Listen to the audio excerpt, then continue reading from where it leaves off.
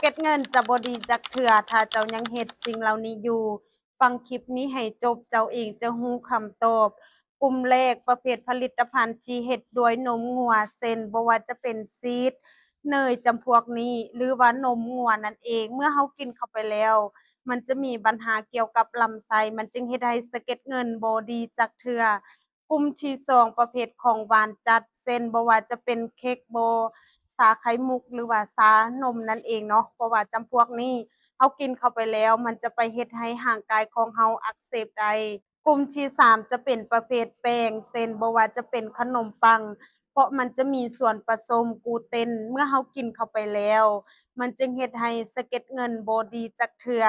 กลุ่มสุดท้ายอาหารแปรรูปทุกชนิดเช่นที่เราสามารถกินได้เลยบ่ว่าจะเป็นแซนด์วิช